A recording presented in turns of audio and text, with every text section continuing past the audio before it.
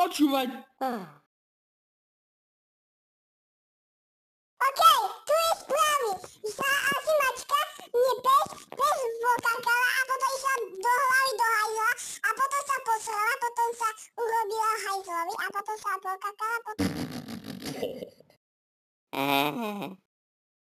Tak počúvajte, bolo to tak, to je naopak celé... Počkaj, to bolo mačko, to bol pes, tak potom...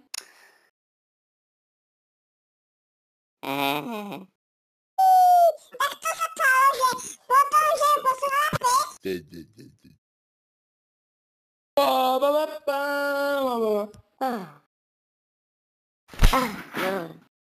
Okej, tak to stalo, že mačka osrala a potom pes a potom sa bolo štibí dolet, bola mačka,